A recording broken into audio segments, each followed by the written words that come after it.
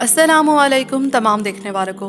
حضرت آدم و نوح علیہ السلام کے درمیانی زمانے میں سب آدمی اسلام پر رہے اور ساری اولاد آدم کلمہ توحید پر قائم تھی، لیکن گزرتے وقت کے ساتھ جب کسی آدمی کو نبی کے طور پر منتخب نہ کیا گیا تو لوگ اللہ کے نیک اور متقی بندوں کی پیروی کرتے رہے، ان کا احترام کرتے رہے، کوئی مسئلہ پیش آتا تو مشورہ کر لیتے۔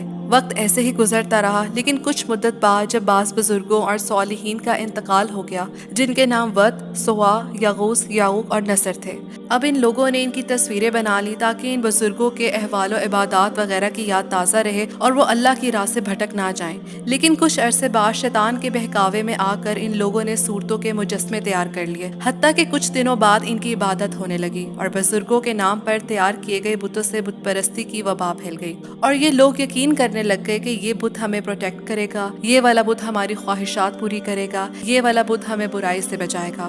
مطلب ہر ایک کام کے لیے ایک بت بنا لیا تھا اور اسی سے مانگنا شروع کر دیا۔ تو پھر اللہ تعالیٰ نے حضرت نوح علیہ السلام کو ان کی ہدایت کے واسطے بھیجا۔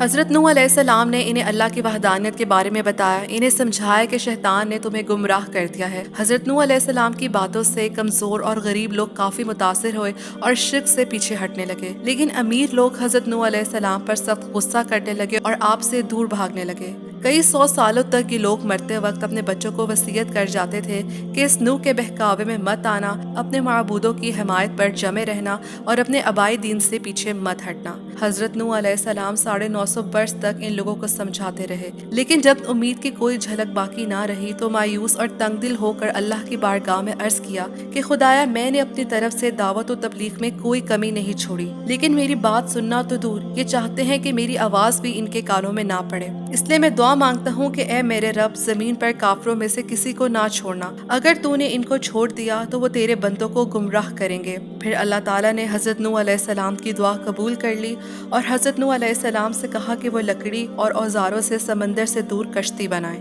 اللہ کے حکم کے مطابق آپ علیہ السلام نے فرشتوں کی مدد اور رہنمائی سے دن رات کشتی کی تعمیر شروع کی۔ لوگ گزرتے ہوئے آپ علیہ السلام کا مذاق اڑاتے کہ تم سمندر سے اتنی دور کشتی کیوں بنا رہے ہو؟ کیا تم اسے پانی کی طرف گھسیٹنے والے ہو یا ہوا تمہیں لے جائے گی؟ حضرت نوح علیہ السلام بہت صبر سے انہیں جواب دیتے کہ تمہیں معلوم ہو جائے گا کہ کون ذلیل و خوار ہوگا۔ جب کشتی تیار ہو گئی تو اللہ نے نوح علیہ السلام کو بتا دیا کہ جب ان کے گھر کا تنور پانی اگلنے لگے تو اہل ایمان کو جمع کر کے کشتی میں سوار ہو جانا، کیونکہ یہ اللہ کے عذاب اور سیلاب کے آغاز کی پہلی نشانی ہوگی۔ کچھ ہی دیر بعد وہ خوفناک دن طلوع ہوا جب حضرت نوح کے گھر کے تنور سے پانی نکلنے لگا، تو آپ علیہ السلام نے مومنین کے ساتھ جانور اور پرندوں کے جوڑے بھی کشتی پر سوار کر لیے۔ حضرت نوح علیہ السلام نے اپنے بیٹے اور بیوی کو پکارا، لیکن انہوں نے کشتی میں سوار ہونے سے انکار کر دیا۔ کچھ ہی دیر بعد آسمان سے موسلا دھار بارشیں برسنے لگی اور حضرت نوح علیہ السلام نے فرمایا کہ آج اللہ کے حکم سے کچھ بچنے والا نہیں مگر وہی جس پر اللہ رحم کرے۔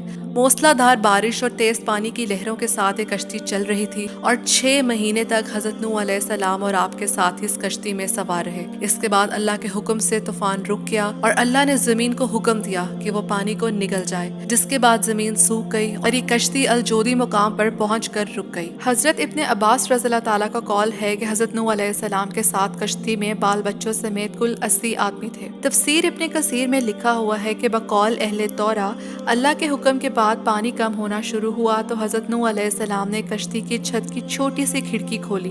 آپ علیہ السلام نے کوے کو پانی کی تحقیق کے لیے بھیجا، لیکن وہ پلٹ کر نہ آیا۔ پھر آپ علیہ السلام نے کبوتر کو بھیجا، جب وہ واپس آیا اپنے پاؤں رکھنے کو اس کو جگہ نہ ملی تو آپ علیہ السلام نے اپنے ہاتھ پر لے کر اسے اندر لے لیا۔ پھر 7 دن کے بعد اسے دوبارہ بھیجا، شام کو وہ واپس آیا، اپنی چونچ میں زیتون کا پتا لیے ہوئے تھا۔ اس سے اللہ کے نبی علیہ السلام نے معلوم کر لیا کہ پانی زمین میں سے کچھ ہی اونچا رہ گیا ہے۔ پھر 7 دن کے بعد آپ نے دوبارہ اس کبوتر کو بھیجا، لیکن وہ نہ لوٹا، تو آپ علیہ السلام نے سمجھ لیا کہ زمین بالکل خشک ہو چکی ہے، جس کے بعد پھر حضرت نوح علیہ السلام اور ان کے ساتھی کشتی سے اترے اور یہاں سے زندگی دوبارہ شروع کی۔ قرآن مجید کے مطابق الجودی پر جا کر یہ کشتی رک گئی تھی، اور اسلامک اسکالرز کے مطابق یہ جودھی پہاڑ ساؤتھ ایسٹرن ترکی کے سرناک پروونس میں واقع ہے۔ ترکی میں ایسٹرن اناطولیہ میں 1948 میں زلزلے اور شدید بارشوں کے بعد کچھ بوٹ شیپڈ فارمیشنز منظر عام پر آئیں۔ اس کے بعد 1959 میں ترک فضائیہ کے کیپٹن جو اس جگہ کے اوپر فلائی کر رہے تھے، انہوں نے اس جگہ کی ایریل فوٹوز لیں، اور پھر ان فوٹوز کے بعد یہاں سروے کیا تو ریئل میں ایک کشتی جیسی شکل بنی ہوئی تھی، جس کے بعد اس جگہ کا نام اسی کیپٹن کے نام پر ڈیروپینار سائٹ رکھ دیا گیا۔ اس کے بعد امریکن ایکسپلوررز ادھر آئے. انہوں نے کلیم کیا کہ یہ وہی جگہ ہے جہاں پروفٹ نوح کی کشتی رکی تھی، کیونکہ کرسچنز کے مطابق بائبل میں ماؤنٹ ارارات کو حضرت نوح علیہ السلام کی کشتی رکنے کی جگہ بتایا گیا ہے، اور ڈیوروپینار سائٹ بھی اس ماؤنٹ ارارات کے قریب ہی ہے. اب بائبل کے مطابق کشتی اس جگہ رکی تھی، اور اسلامک اسکالرز کے مطابق اس جگہ کشتی آ کے ٹھہر گئی تھی. اب یہ دونوں جگہیں ترکی میں ہی ہیں.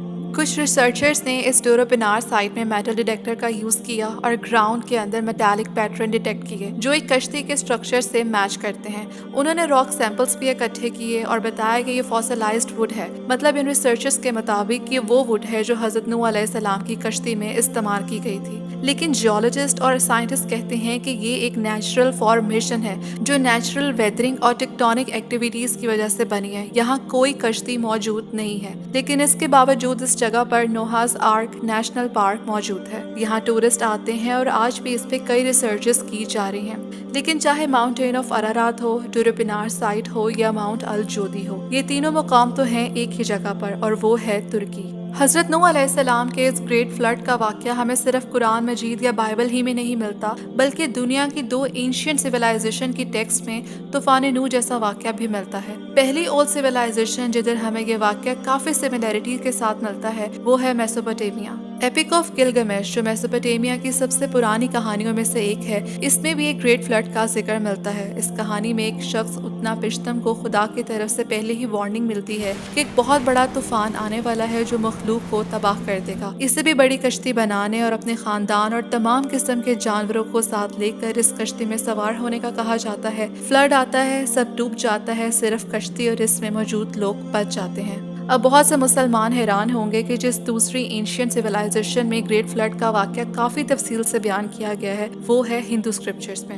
ویداس یہ کتاب ہندوؤں کے مطابق سب سے پرانی کتاب اور ان کے لیے سب سے معتبر ہے. اس ویداس کے ہی ایک پارٹ ستپتا برہمن میں ایک واقعہ ملتا ہے جہاں ایک شخص جسے منو کہا گیا ہے، اس منو کو سیلاب سے پہلے وارن کیا جاتا ہے کہ ایک بڑا سیلاب آنے والا ہے، جب سیلاب آئے تو ایک کشتی تیار رکھنا. اسی طرح ہندوؤں کی اسکرپچر متسیہ پرانا چیپٹر 1 اور 2 میں گریٹ فلڈ کا ذکر آیا ہے کہ منو نے ویداس کتاب سب پودوں کے بیج، جانوروں اور کچھ بزرگوں کو کشتی میں بٹھا لیا. اسی طرح ایک اور جگہ بھوشیہ پرانا پرتی ساکرا پروت چیپٹر 47، یہاں ایک آدمی کو نوح کہا گیا ہے کہ ان کے خواب میں بتایا گیا کہ میرے پیارے نوح 7 دن کے بعد دنیا میں بڑی تباہی آئے گی، تم ایک بڑی کشتی تیار کر لو. جیسے آگے آپ دیکھ رہے ہیں کہ ساری تفصیل بتائی گئی ہے. J.A. ڈوبوائس جو کہ فرانس کے رہنے والے تھے اور انہوں نے اپنی زندگی کے 40 سال انڈیا میں گزارے. بیسکلی یہ انڈیا میں آئے تو تھے کرسچینٹی کو پھیلانے، لوگوں کو کرسچینٹی کی تبلیغ دینے کے لیے، اور یہاں انہوں نے ان کی تہذیب، دین اور روایات کو گہری نظر سے سمجھا، جس کے اوپر انہوں نے تفصیل سے ایک کتاب بھی لکھی. اور اس کتاب میں انہوں نے لکھا ہے کہ ہندو روایات میں ایک عظیم شخص جسے مہانوف کہتے ہیں وہ اصل میں پروفٹ نوح ہے. اور ڈوبوائس کہتے ہیں کہ مجھے کسی اور غیر ابراہیمی مذاہب میں اتنی تفصیلات اور گہرائی سے پروفٹ نوح اور گریٹ فلڈ کا واقعہ نظر نہیں آیا جتنا ہندو اسکرپچرز میں ہے. صحیح بخاری میں حدیث ہے کہ جب قیامت کے دن نوح علیہ السلام کی قوم اس بات سے انکار کر دے گی